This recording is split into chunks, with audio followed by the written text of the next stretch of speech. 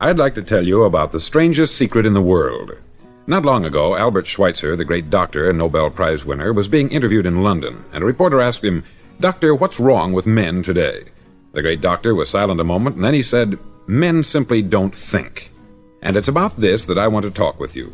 We live today in a golden age. This is an era that man has looked forward, dreamed of, and worked toward for thousands of years. But since it's here, we pretty well take it for granted. We in America are particularly fortunate to live in the richest land that ever existed on the face of the earth, a land of abundant opportunity for everyone. But do you know what happens? Let's take 100 men who start even at the age of 25. Do you have any idea what will happen to those men by the time they're 65? These 100 men who all start even at the age of 25 believe they're going to be successful. If you asked any one of these men if he wanted to be a success, he'd tell you that he did. And you'd notice that he was eager toward life, that there was a certain sparkle to his eye, an erectness to his carriage, and life seemed like a pretty interesting adventure to him. But by the time they're 65, 1 will be rich, 4 will be financially independent, 5 will still be working, 54 will be broke. Now think a moment. Out of the 100, only 5 make the grade. Why do so many fail? What has happened to the sparkle that was there when they were 25? What's become of the dreams, the hopes, the plans? And why is there such a large disparity between what these men intended to do and what they actually accomplished? When we say about 5% achieve success, we have to define success. And here's the definition. Success is the progressive realization of a worthy ideal. If a man is working toward a predetermined goal and knows where he's going, that man is a success. If he's not doing that, he's a failure. Success is the progressive realization of a worthy ideal.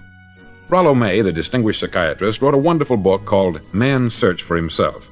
And in this book he says, "The opposite of courage in our society is not cowardice, it is conformity." And there you have the trouble today. It's conformity. People acting like everyone else, without knowing why, without knowing where they're going. Now think of it. In America right now, there are over 14 million people 65 years of age and over, and about 13 million of these 14 million are broke. They're dependent on someone else for life's necessities. Now, we learn to read by the time we're 7. We learn to make a living by the time we're 25. Usually, by that time, we're not only making a living, we're supporting a family. And yet, by the time we're 65, we haven't learned how to become financially independent in the richest land that has ever been known. Why? We conform. And the trouble is that we're acting like the wrong percentage group, the 95% who don't succeed. Now, why do these people conform? Well, they don't know, really. These people believe that their lives are shaped by circumstances, by things that happen to them, by exterior forces. They're outer-directed people. A survey was made one time that covered a lot of men, working men, and these men were asked this question: why do you work? Why do you get up in the morning? 19 out of 20 had no idea. If you ask them, they'll say, everyone goes to work in the morning. And that's the reason they do it, because everyone else is doing it. Now let's get back to our definition of success. Who succeeds? The only man who succeeds is the man who is progressively realizing a worthy ideal. He's the man who says, I'm going to become this, and then begins to work toward that goal. I'll tell you who the successful people are. A success is the school teacher who's teaching school because that's what she wanted to do. The success is the woman who's a wife and mother because she wanted to become a wife and mother and is doing a good job of it. The success is the man who runs the corner gas station because that's what he wanted to do. The success is the successful salesman who wants to become a top-notch salesman and grow and build with his organization. A success is anyone who is doing deliberately a predetermined job because that's what he decided to do deliberately. But only 1 out of 20 does that. That's why today there isn't really any competition unless we make it for ourselves. Instead of competing, all we have to do is create. Now, for 20 years, I looked for the key which would determine what would happen to a human being. Was there a key, I wanted to know, which would make the future a promise that we could foretell to a large extent? Was there a key that would guarantee a person's becoming successful if he only knew about it and knew how to use it? Well, there is such a key, and I've found it. Have you ever wondered why so many men work so hard and honestly without ever achieving anything in particular, and others don't seem to work hard and yet seem to get everything? They have the magic touch. You've heard them say that about someone. Everything he touches turns to gold. And have you ever noticed that a man who becomes successful tends to continue to become successful? And on the other hand, have you noticed how a man who is a failure tends to continue to fail? It's because of goals. Some of us have them, some don't. People with goals succeed because they know where they're going. Now think of a ship leaving a harbor, and think of it with the complete voyage mapped out and planned. The captain and crew know exactly where it's going and how long it will take. It has a definite goal. 9,999 times out of 10,000 it will get to where it started out to get. Now let's take another ship, just like the first, only let's not put a crew on it, or a captain at the helm. Let's give it no aiming point, no goal, no destination. We just start the engines and let it go. I think you'll agree with me that if it gets out of the harbor at all, it will either sink or wind up on some deserted beach a derelict. It can't go any place because it has no destination and no guidance. It's the same with a human being. Take the salesman, for example. There is no other person in the world today with the future of a good salesman. Selling is the world's highest paid profession, if we're good at it and if we know where we're going. Every company needs top-notch salesmen, and they reward those men. The sky is the limit for them. But how many can you find? Someone once said, the human race is fixed, not to prevent the strong from winning, but to prevent the weak from losing. The American economy today can be likened to a convoy in time of war. The entire economy is slowed down to protect its weakest link, just as the convoy had to go at the speed that would permit its slowest vessel to remain in formation. That's why it's so easy to make a living today. It takes no particular brains or talent to make a living and support a family today, so we have a plateau of so-called security, if that's what a person's looking for. But we do have to decide how high above this plateau we want to aim for. Now let's get back to the strangest secret in the world, the story that I wanted to tell you today. Why do men with goals succeed in life, and men without them fail? Well, let me tell you something which, if you really understand it, will alter your life immediately. If you understand completely what I'm going to tell you from this moment on, your life will never be the same again. You'll suddenly find that good luck just seems to be attracted to you. The things you want just seem to fall in line. And from now on, you won't have the problems, the worries, the gnawing lump of anxiety that perhaps you've experienced before. Doubt, fear, well, they'll be things of the past. Here's the key to success, and the key to failure. We become what we think about. Now let me say that again. We become what we think about. Throughout all history, the great wise men and teachers, philosophers and prophets have disagreed with one another on many different things. It is only on this one point that they are in complete and unanimous agreement. Listen to what Marcus Aurelius, the great Roman emperor, said. He said, "A man's life is what his thoughts make of it." Disraeli said this, "Everything comes if a man will only wait. I have brought myself by long meditation to the conviction that a human being with a settled purpose must accomplish it, and that nothing can resist a will that will stake even existence for its fulfillment." Ralph Waldo Emerson said this, "A man is what he thinks about all day long." William James said, "The greatest discovery of my generation is that human beings can alter their lives by altering their attitudes of mind." And he also said, "We need only in cold blood act as if the thing in question were real, and it will become infallibly real by growing into such a connection with our life that it will become real. It will become so knit with habit and emotion that our interest in it will be those which characterize belief." He also said this, "If you only care enough for a result, you will almost certainly attain it. If you wish to be rich, you will be rich. If you wish to be learned, you will be learned. If you wish to be good, you will be good. Only you must then really wish these things, and wish them exclusively, and not wish at the same time 100 other incompatible things just as strongly." In the Bible you read, in Mark 9:23, "If thou canst believe, all things are possible to him that believeth." Dr. Norman Vincent Peale said this, "This is one of the greatest laws in the universe. Fervently do I wish I had discovered it as a very young man. It dawned upon me much later in life, and I found it to be one of the greatest, if not my greatest discovery, outside of my relationship to God. And the great law, briefly and simply stated, is that if you think in negative terms, you'll get negative results. If you think in positive terms, you will achieve positive results. That is the simple fact which is at the basis of an astonishing law of prosperity and success. In 3 words, believe and succeed." William Shakespeare put it this way, "Our doubts are traitors, and make us lose the good we oft might win, by fearing to attempt." George Bernard Shaw said, "People are always blaming their circumstances for what they are. I don't believe in circumstances. The people who get on in this world are the people who get up and look for the circumstances they want, and if they can't find them, make them."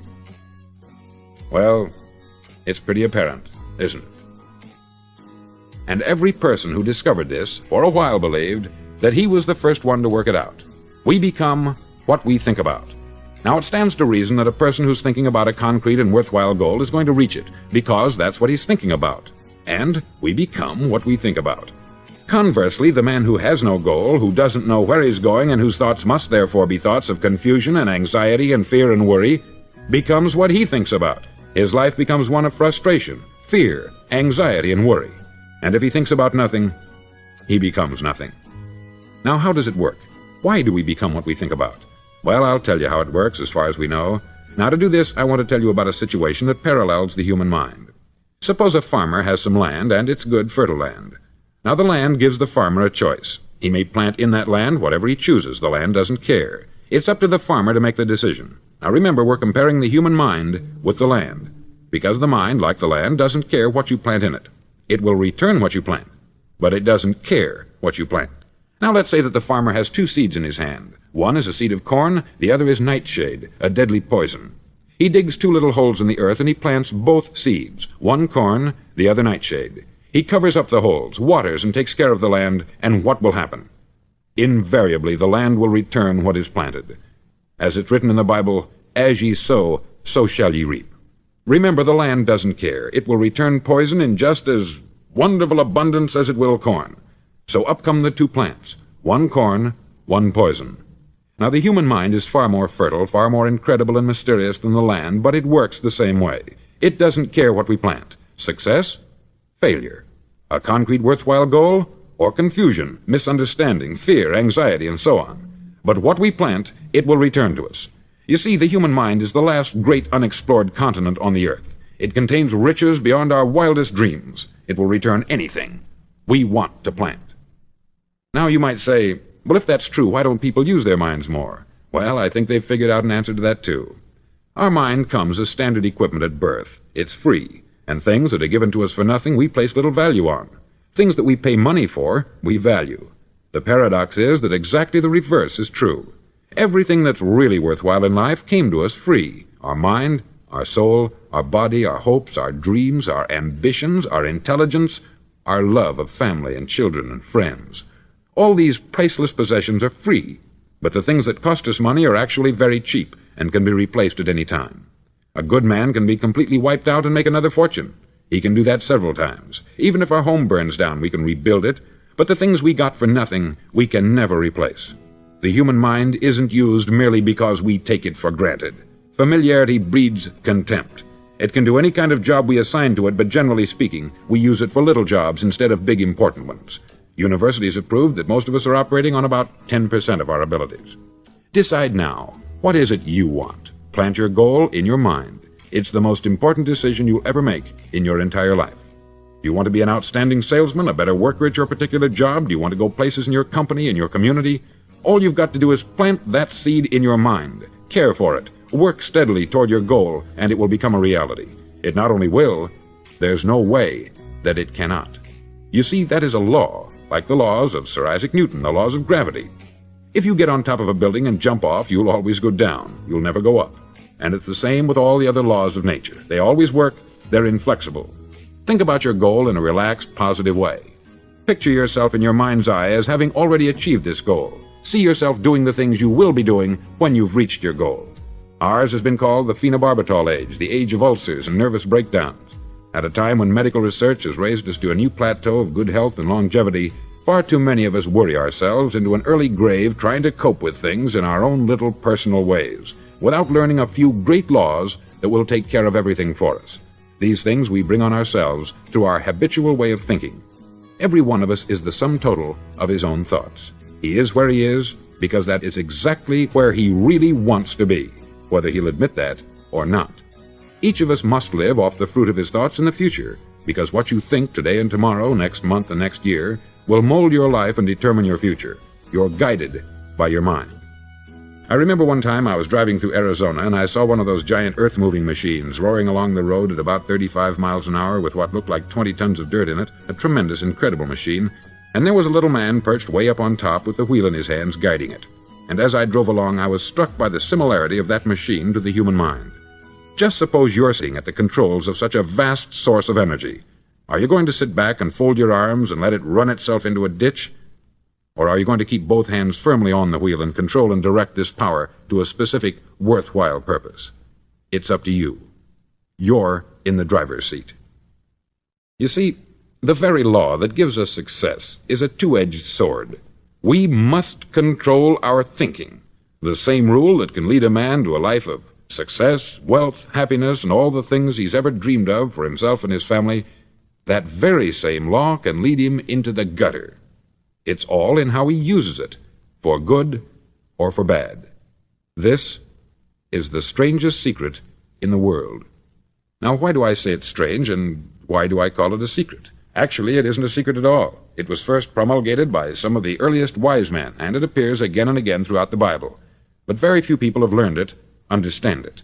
That's why it's strange, and why, for some equally strange reason, it virtually remains a secret.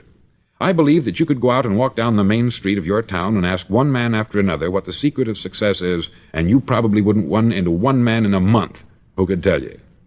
Now, this information is enormously valuable to us, if we really understand it and apply it. It's valuable to us not only for our own lives, but the lives of those around us, our family, employees, associates, and friends. Life should be an exciting adventure. It should never be a bore. A man should live fully, be alive. He should be glad to get out of bed in the morning. He should be doing a job he likes to do because he does it well. One time I heard Grove Patterson make a speech, the editor-in-chief of the Toledo Daily Blade, and as he concluded his speech, he said something that I've never forgotten.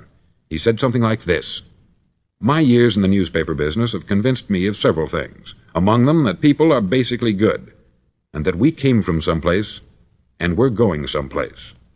So we should make our time here an exciting adventure.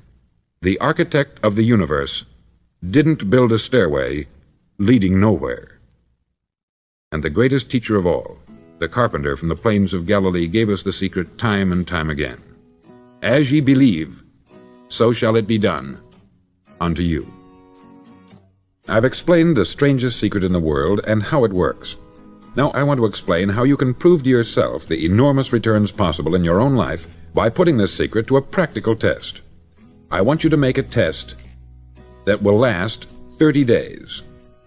Now, it isn't going to be easy. If you'll give it a good try, it will completely change your life for the better. Back in the 17th century, Sir Isaac Newton, the English mathematician and natural philosopher, gave us some natural laws of physics which apply as much to human beings as they do to the movement of bodies in the universe. Now, one of these laws is that for every action, there is an equal and opposite reaction. Simply stated, as it applies to you and me, it means we can achieve nothing without paying the price. The results of your 30-day experiment will be in direct proportion to the effort you put forth. To be a doctor, you must pay the price of long years of difficult study. To be successful in selling, and remember that each of us succeeds to the extent of his ability to sell, selling our families on our ideas, selling education in schools, selling our children on the advantages of living the good and honest life, selling our associates and employees on the importance of being exceptional people, to, of course, the profession of selling itself. But to be successful in selling our way to the good life, we must be willing to pay the price. Now, what is that price? Well, it's many things. First, it's understanding emotionally, as well as intellectually, that we literally become what we think about, that we must control our thoughts if we're to control our lives. It's understanding fully that, as ye sow, so shall ye reap. Secondly, it's cutting away all the fetters from the mind and permitting it to soar as it was divinely designed to do. It's the realization that your limitations are self-imposed, and that the opportunities for you today are enormous beyond belief. It's rising above narrow-minded pettiness and prejudice.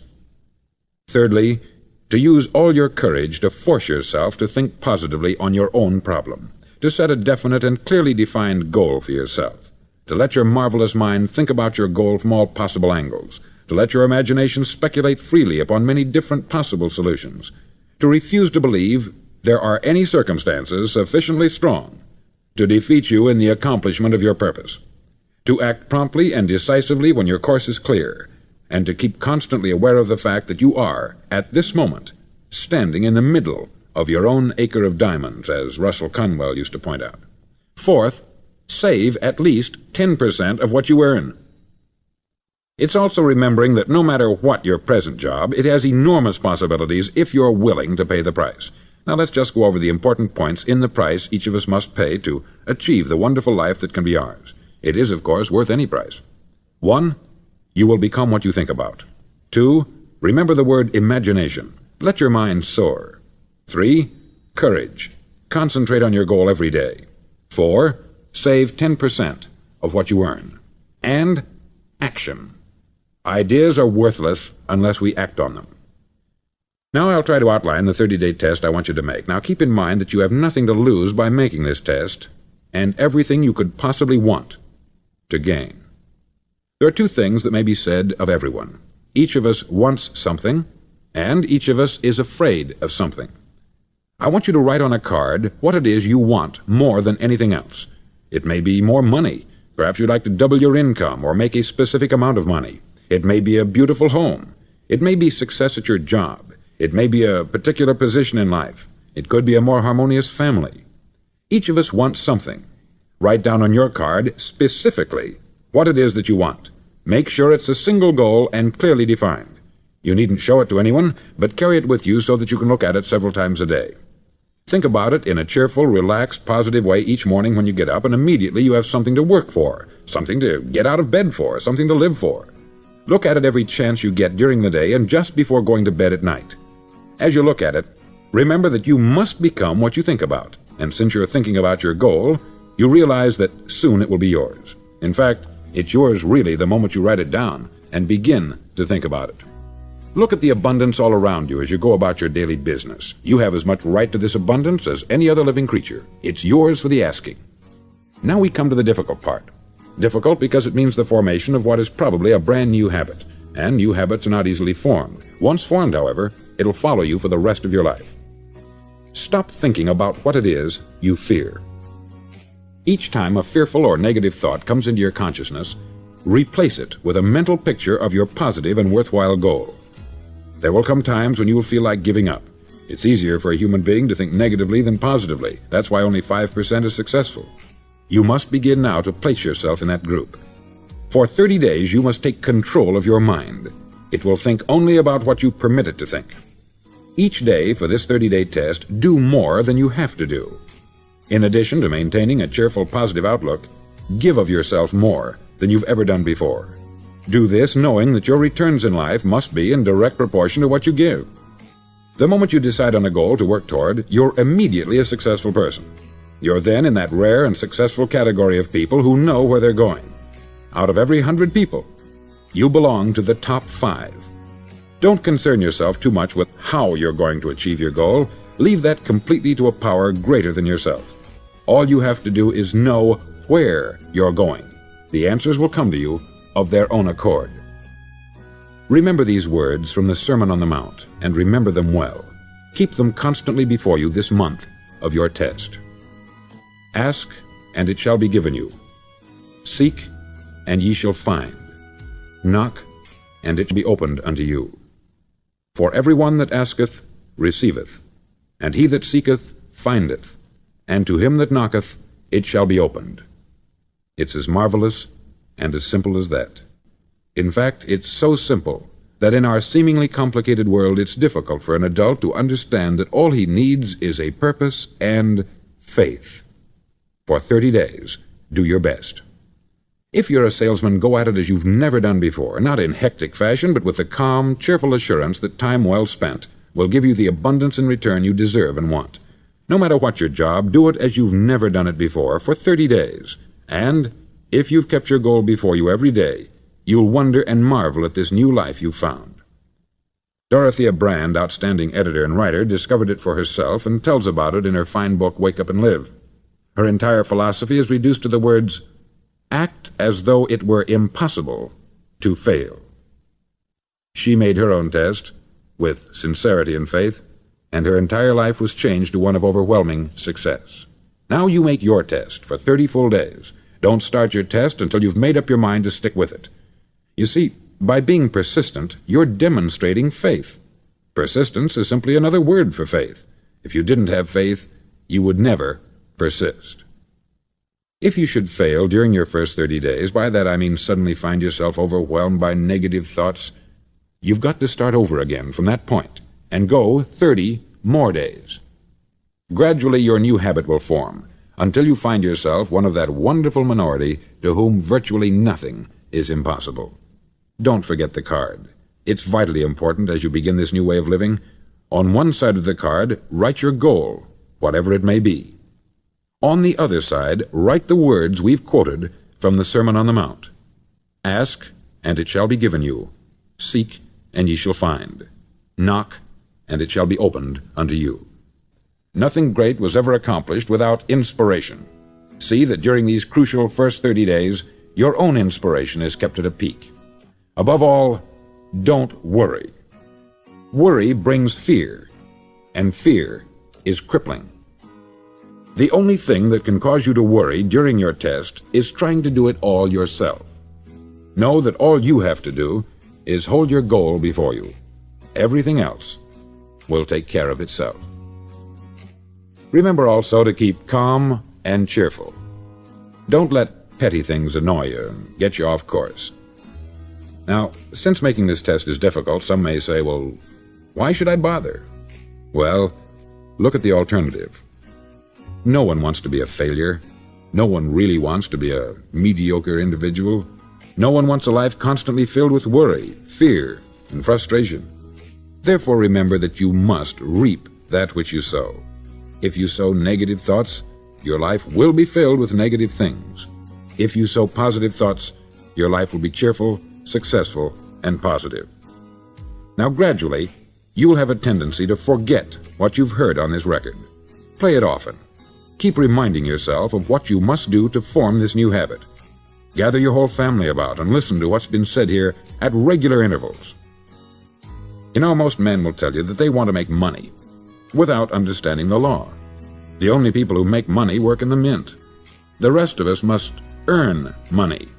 This is what causes those who keep looking for something for nothing or a free ride to fail in life. The only way to earn money is by providing people with services or products which are needed and useful. We exchange our product or service for the other man's money. Therefore, the law is that our financial return will be in direct proportion to our service. Success is not the result of making money. Making money is the result of success. And success is in direct proportion to our service. Most people have this law backwards. They believe that you're successful if you earn a lot of money. The truth is that you can only earn money after you're successful. It's like the story of the man who sat in front of the stove and said to it, "Give me heat, and then I'll add the wood." How many men and women do you know, or do you suppose there are today, who take the same attitude toward life? There are millions. We've got to put the fuel in before we can expect heat. Likewise, we've got to be of service first before we can expect money. Don't concern yourself with the money. Be of service. Build, work, dream, create. Do this, and you'll find there's no limit to the prosperity and abundance that will come to you. Prosperity is founded upon a law of mutual exchange. Any person who contributes to prosperity must prosper in turn himself. Sometimes the return will not come from those you serve, but it must come to you from someplace, for that is the law. For every action, there is an equal and opposite reaction. As you go daily through your 30-day test period, remember that your success will always be measured by the quality and quantity of service you render, and money is a yardstick for measuring this service. No man can get rich himself unless he enriches others. There are no exceptions to a law. You can drive down any street in America and from your car estimate the service that's being rendered by the people living on that street. Had you ever thought of this yardstick before? It's interesting. Some, like ministers and priests and other devoted people, measure their returns in the realm of the spiritual, but again, their returns are equal to their service. Once this law is fully understood, any thinking person can tell his own fortune. If he wants more, he must be of more service to those from whom he receives his return. If he wants less, he has only to reduce this service. This is the price you must pay for what you want. If you believe you can enrich yourself by deluding others, you can only end by deluding yourself. It may take some time, but just as surely as you breathe, you'll get back what you put out. Don't ever make the mistake of thinking you can avert this. It's impossible. The prisons and the streets where the lonely walk are filled with people who tried to make new laws just for themselves. We may avoid the laws of man, but there are greater laws that cannot be broken. An outstanding medical doctor recently pointed out 6 steps that will help you realize success. 1. Set yourself a definite goal. 2. Quit running yourself down. 3. Stop thinking of all the reasons why you cannot be successful, and instead think of all the reasons why you can. 4. Trace your attitudes back through your childhood and try to discover where you first got the idea you couldn't be a success, if that's the way you've been thinking. 5. Change the image you have of yourself by writing out a description of the person you would like to be. And 6. Act the part of the successful person you have decided to become. The doctor who wrote those words is a noted West Coast psychiatrist, David Harold Fink, M.D.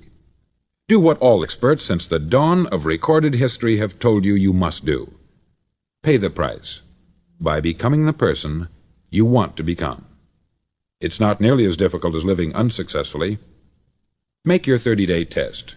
Then repeat it. Then repeat it again. Each time it will become more a part of you until you'll wonder how you could ever have lived any other way.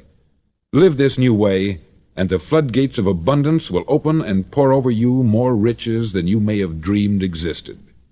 Money? Yes, lots of it. But what's more important, you'll have peace. You'll be in that wonderful minority who lead calm, cheerful, successful lives. Start today. You have nothing to lose.